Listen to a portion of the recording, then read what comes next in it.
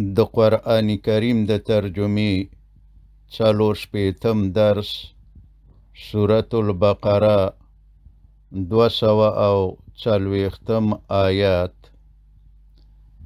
اعوذ بالله من الشیطان الرجیم بسم الله الرحمن الرحیم. اللہ تعالی فرمائی والذین او هاغ خلق یتوفون چمڑکیگی منکم دستاسو زنی ویذرون او پریگدی تی پاتکیگی ازواجن کندی خزی نو لازم دی پدوی وصیتن وصیت کول وصیتن وصیت کول لازواجهم د خپل خزو د پارا وارثانو تا متاعا د نفقی ورکولو الالحول د یو کال پوری غیر اخراج پرتا د کورنا د وخکلونا یعنی د کورنا بے نو باسی فائن خوک چیرتا خرجنا اغوی پخپل خوخا د څلور میاشتو او لسو رزو عدت تیرولو نورستا د خاوند د کورنا خرجنا وزی فلا جناح نو نشتا گنا علیکم پتاسو باندی فی ما پا آغ کار کی فعلنا چه اغوی کوی فی انفسهن د خپل زانونو په اړه من معروف دنی کینا یعنی د شریعت مطابق د عدت د پوره کېدلو نه وروسته د بل چا سره نکاح کوي نه یې منع کولی شئ او نه یې نور په تاسو د نفقې او د اوسېدلو د ځای حق شته دی. والله او الله تعالی عزیز ډیر زورور دی که حکم و نمانی چې یا کونډې د عدت د تیریدو نه وروسته د کور نه وتلو ته او یا په خپله خوښه د بل چا سره نکاح کولو ته نه پرېږدئ نو جزا به درکړي نو الله تعالی به جزا درکړي. حکیم او حکمت والا دی یو کاری هم د حکمت نه خالی نه دی.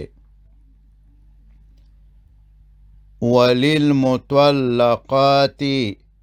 او د طلاق شو خزو د پاره متاع یو څه مال ورکول بالمعروف د شریعت او رواج سره سم حقا لازم دی علی المتقین په پرهیزګارانو باندې.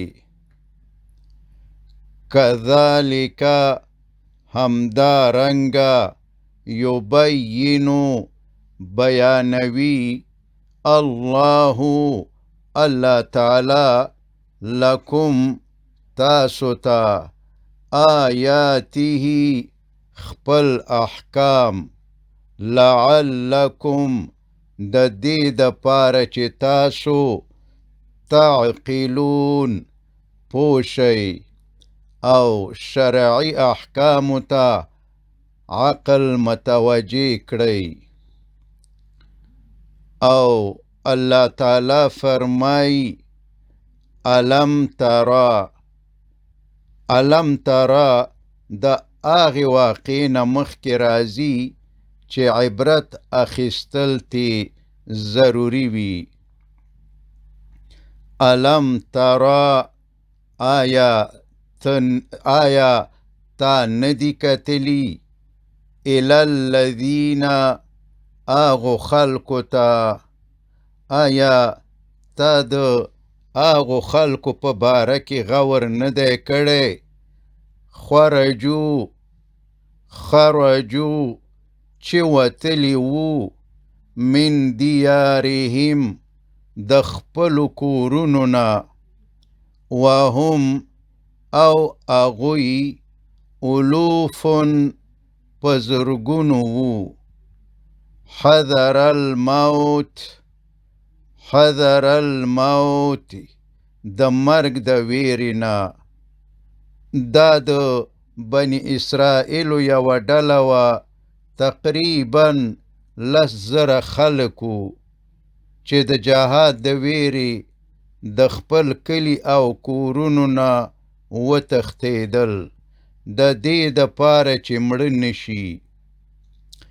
فقال نو وفرمایل لهم اغوی ته الله تعالی موتو چې مړه شئ. نو ټول مړه شول. خو د وخت د پیغمبر حزقیل علیه السلام په دعا سره ثم بیا احیاهم الله تعالی اغوی را ژوندي کړل. ان الله بشک الله تعالی لذو یقینا خاوند فضل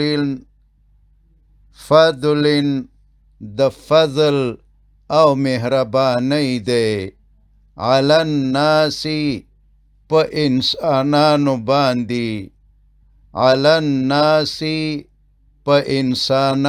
باندې ولکن او لیکن اکثر الناس انسانان لا یشکرون شکر نو باسی.